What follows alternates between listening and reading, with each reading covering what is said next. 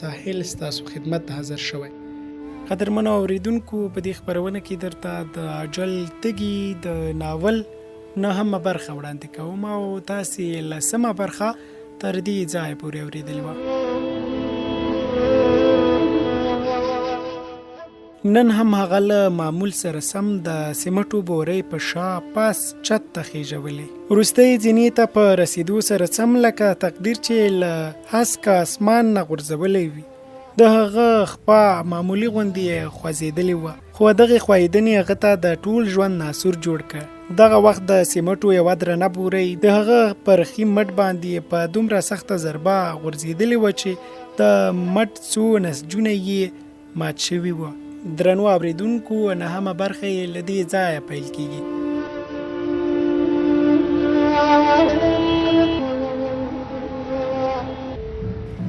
د څنګلې هډوکي یې مات شوي وه. ډاکټر صاحبانو مخکې له مخکې د مټ د ناکاره کېدو او وړاندوینه کړې وه. یو ډاکټر وویل دا مټ چې پرې شي نو غوره به وي. خو ما د دې خبرې په اورېدو جټکه وخوړه. په تنده لهجه یې وویل تاسو ډاکټران یې که قصابان؟ د څنګل هډوکی یې مات شوی، ستاسو کار د هغې جوړول دي نه؟ ډاکټر وویل ګوره بیبي، مونږ ډاکټران یو، په خپله ښه پوهېږو چې څه وکړو او څه ونه کړو. خو ما وویل هغه خو هم ډاکټر و چې ویل یې فی الحال دې په پلستر کې بند وي، که هډوکي یې پیوند شو نو د پرې کولو وار نه راځي، وروسته به د عملیات له لارې نسجونه هم فعال شي. ما دا هر څه په خپله واورېدل. تاسو لږ هغوی راوغواړئ. دواړه ډاکټران سره خوله په خوله شول.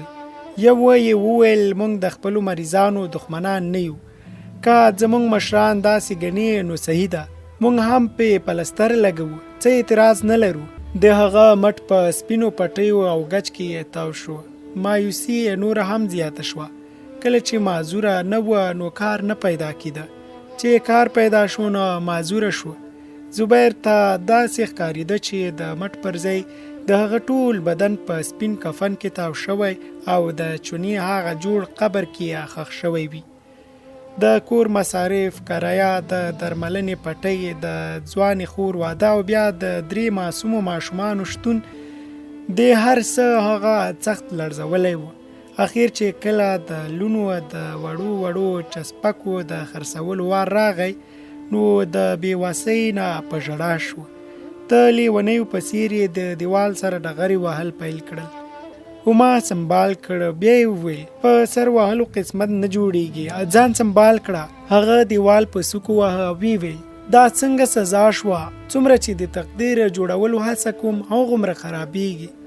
اورېدلي مې دي چې خوشحالي او غم دواړه سره ملګري وي. زمونږ لمنې ته خو یوازې د غم خیرات را غورځول کېږي. د اسمانونو د مالک په خزانو کې خو به د خوښیو څه کمی نه وي راغلی. هما ژر وویل کفر مه وایه، هغه خو ډېر رحیم ذات دی، چېرته دی د هغه رحمت؟ دواړه لاسونه یې چرته ونیول او په سلګو یې ژړا پیل کړه. په ژړا کې وویل له دې ژوند نه نور پوزې ته راغلی یم. زړه خو مې غواړي چې زهر وخورم، خو چې ماشومانو ته وګورم نو د هغوی فکر راله په پښو کې ځولاني واچوي. تش په نامه سرپرست یم، فکر کوم که دا څوری هم پاتې نشي نو له دې کوره به څه شی جوړ شي. هما په ژړا شوه. وی ویل ونه چې ماته شي ځاله هم ورسره ورانیږي. ستا له مایوسۍ راته ویره پیدا شوه. زر کوه زما په سر قسم وخوره چې بیا به هېڅکله زموږ د پرېښودو خیال په سوچ کې نه راوړي. قسم وخوره زر کوله. هما د هغه لاس پر خپل سر کېښود او په ډېره مینه یې ورته وکتل. په داسې بدو حالاتو کې د ښځې مینه وفا سم د مینې د یخ باد په څیر شي. د باندې برنډه کې 3 واړه ماشومان د خپلې ترور رقیې سره په لوبو ګرم راغلي وه. هغوی چغې جوړې کړې وې. ماشومانو ژړا او شور ماشور دی چې د انسان د ژوند خوند جوړوي. زبیر هم په همدې فکر کې شو. کار څنګه وي د بچیانو مستی او د هغو پر څیرو خوره مسکا با ختمېدو ته نه پرېږدي. په نړۍ کې ډېر داسې خلک شته چې له ژونده زړه توري وي او غواړي ځان له دې دنیا نه خلاص کړي. د عبدالله دنده د همدغسې کسانو پیدا کول وه. د په څیر ښکاریان به تل د مجبور بې وسه او زړه توري کسانو په لټه کې وه. عبدالله به هم د نورو په څیر په پارکونو، هوټلونو او په دکانونو کې د خلکو خبرې اورېدلې. د حالاتو له لاسه تنګ راغلي کسان به یې په لومړي نظر خپله نښه ګرځول، بیا به یې په ډېر آرام سره د هغه د کمزورۍ ټکی پیدا کړ او په پای کې به یې د شنو شنو باغونو په ښودلو د ترهاګرۍ جنت ته رسول. یوه شپه د پان په یوه دکان کې ولاړ و. یو سګرټ یې د لایټر په وسیله بل کړ. د سګرټ څخه وړې وړې شغلې پورته شوې. په همدې کې یې د سړک پر بله غاړه یو په بدحال سړي ته پام شو. هغه پر یوه پخه چوتره پلتۍ وهلې وه او دیوال ته په لګېدلې ډډه ناست و. بیچاره په کوم ژور سوچ کې ډوب تللی و. عبدالله د هغه پوره جاج واخیست. د سړي پر یو مټ پلستر لګېدلی و. کله کله به یې خپل مټ ته وکتل، بیا به په ژور فکر کې ډوب شو. هغه د ماشومانو د ښوونځي فیس نشو ورکولی. کله کله به وږي هم پاتې کېدل. د مفلسۍ او بیچاریو د لاسې د ماشومانو مخونه سپېره شوي وه. اوس هم د حالاتو له ویرې کور نه د باندې راوتی و. انسان چې بې وسه شي او هېڅ ونه شي کړی، د فرار لاره غوره کوي. هغه غوښتل د څو شیبو لپاره د خپل ذهن نه مسایل لرې کړي. د هغه تر ټولو لویه مسله د هغه مټ وه. هغه څه چې دی یې معیوب کړی و. دنیا رښتیا هم دوران وهي. دوه کسان چې سره مخ شي حتما بیا هم سره مخ کیږي. خو عبدالله هغه داسې دړې وړې او ټوټې ټوټې کړی و چې هیڅ ډول پیوند یې نه منه. زبیر چې سر پورته کړ د یو ناشنا کس په لیدو حیران شو. هغه دغه سړی ونه پیژند. په هغه ورځ یې د یو بل څیرې ته څه خاص پام نه و کړی. که یې لیدلی هم و، اوس یې ونه پیژنده. حالاتو د زبیر نه سم دم اسکلیټ جوړ کړی و. لاس یې هم شوټ شوی و. خو د عبدالله په بدن کې یو څه وازد او غوښه ور اضافه شوې وه. لږه لږه ږیره او برېت یې هم پریښي وه. عبدالله ورسره د چوترې پر سر نږدې کېناست او ویې ویل، په د دنیا کې له اوسېدلو سره بیا هم له دنیا نه لرې ښکاري.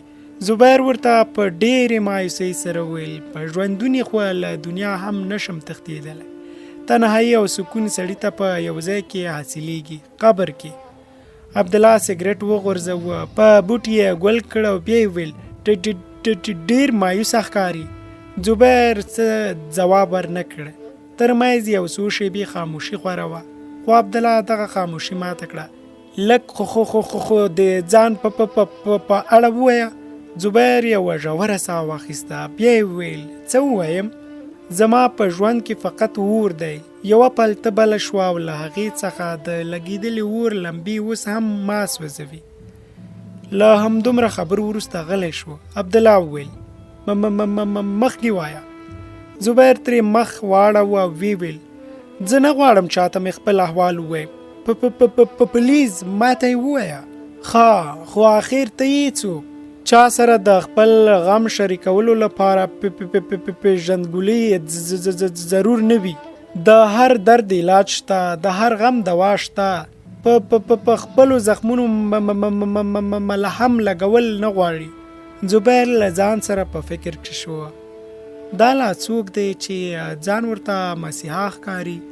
الله تعالی د مسیحتوب لپاره وسیلې پیدا کوي. له غم نه وروسته خوښۍ هم ډالۍ کوي.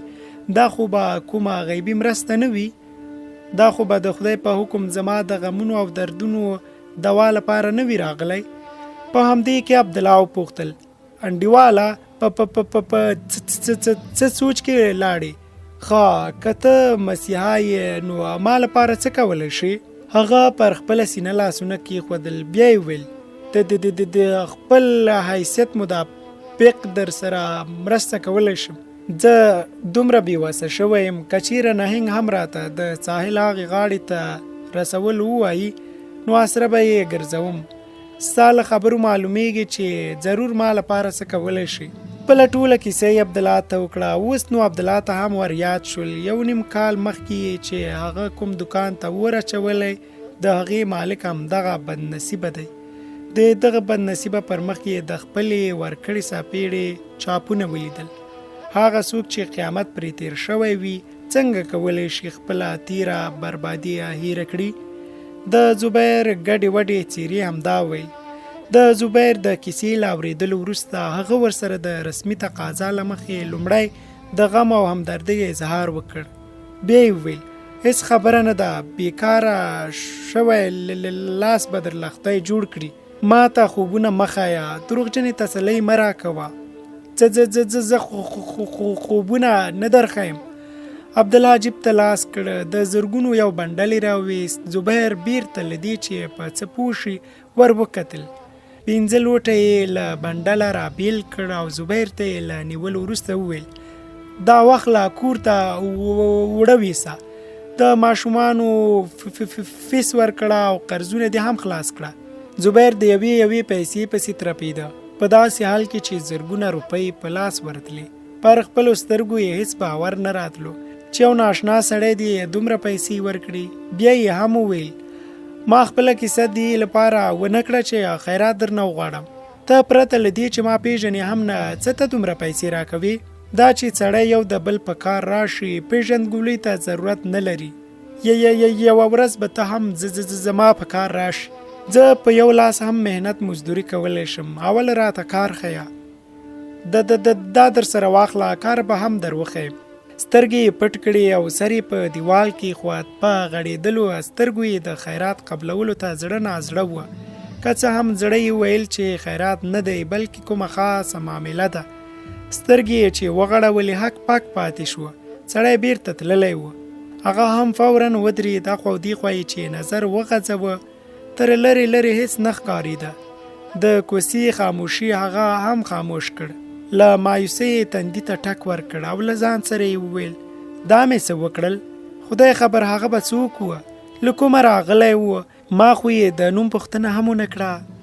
په خبرو کې پر چوتره کېناست. سترګې د هغه په لټه کې وي خو د هغه هیڅ سرک نه لګېده. د تقدیر ډیوه یو ځل بیا بله شوې وه. په دغه چوتره د یوې تیږې لاندې څو زرګونه نور هم ایښودل شوي وه. که څه هم د هغه قسمت وار د مخه د تیږو لاندې شوی و، خو د دغه لوټونو د پاسه پراته دغه وړه تیږه ډیره درنه ورته ښکاره شوه. پیسې فوراً جیب ته کړې. ډیره موده وروسته یې دومره پیسې لیدلې وې. غوښتل یې چې ویې شمېري خو د خپل بیکاره لاس نه مجبوره وه. یوازې د ګټلو لپاره نه، د شمیرلو لپاره هم دواړه لاسونو ته ضرورت وي. په دغه ورځو کې ښځه دوهم لاس ګرځېدلې وه. بیرته چې کور ته لاړ، رقیه او ماشومان ویده شوي وه. د شپې په خاموشۍ کې هما په حیرانتیا سره ویل 15,000 رښتیا ووایه زبیره، دا پیسې دې له کومه کړې؟ داسې یې وګڼه لکه معجزه چې وي. زموږ د بچو لپاره غیبي مرسته راغلی وي. په دې زمانه کې معجزه نشته. وایه که نه دا 15,000 روپۍ له کومه شوې؟ چا درکړې؟ هما ته یې ټکی په ټکی ټوله کیسه وکړه. بیا یې وویل زما په ګمان خو هغه کومه فرشته ده او زموږ سره د مرستې لپاره ځمکې ته راغلې ده. هما هم د هغه په خبره په ژوره سوچ کې لاړه. بیا یې وویل په هوا مه الوزه، لږ په ځمکه ځان ټینګ کړه. دا مه هېروه چې فرشتې سګرټ نه څکي. په دې خبره لږ څه ټکنی شو. هما ته یې وویل موږ خو دومره نیکمرغه هم نه یو چې څوک دې را سره غیبي مرسته وکړي. نه پوهېږم دا بنډل دې له کومه کړی وه. زه ویرېږم هسې نه د غلا تور را باندې ونه لګوي. که تور یې ولګوه بیا به ګورو. اوس پرېږده چې د همدې وسیلې نه کار واخلو. هغوی هم د حالاتو مطابق پښې غځولې. عبدالله یوازې د 15,000 روپیو دانه اچولې وه. دا خوشحالي موقتي وه. مټ یې بیا په درد شو. هما له پریشانۍ نه روغتون ته بوته. ډاکټرانو یې پلستر لرې کړ. عکس یې ورته واخیست. ډاکټر د ریپورټ په لیدلو وویل هو هډوکي سره ورغلي دي، پیوند شوي دي. هما له خوشحالۍ وویل شکر خدایه. ډاکټر یې مټ ته ډېر ورو ورو حرکت ورکړ. خو زبیر به سخت درد محسوسوه. که هډوکي ورغلي نو دا درد د څه دی؟ دا تکلیف به د اپریشن نه وروسته ختم شي. ځینې حجرې له منځه تللي دي، هغه ستونزې پیدا کوي. که عملیات ژر تر ژره ونه شي نو هما په پریشانۍ سره وپوښتل نو څه ډاکټر صاحب؟ بیا نو موږ باید مټ پرې کړو. هغوی جټکه وخوړه. زبیر وویل که علاج ممکن وي نو تاسې د پرې کولو خبره څه کوئ؟ اول کې زه هم مایوسه شوی وم، خو اوس د دې خبرې په اورېدو چې عملیات کولی شي ما له معیوبۍ څخه وژغوري، زړه ته مې امید پیدا شو. لطفا ډاکټر صاحب زما عملیات وکړئ، زه نه غواړم چې مټ له لاسه ورکړم. آیا تاسې به د عملیات مصارف پوره کړی شئ؟ زبیر ته هما په لور مخ واړوه. بیا یې له ډاکټر نه وپوښتل څومره خرچه به وشي؟ په پیل کې له فورمې سره 50,000 روپۍ باید تحویل شي. له هغې وروسته د دواګانو او معالجې مصارف یې لا نور دي، لږ تر لږه 80,000 روپۍ په کار دي. زبیر په ډېرې مایوسۍ سره ډاکټر ته وکتل. هما وویل تاسو ته خو زموږ بد حالات معلوم دی، څه کمی نشي کیدی. ما در سره تر دې دمه د خپل فیس وغیره مرسته کړې ده. بخښنه غواړم د عملیات په لړ کې در سره څه مرسته نشم کولی.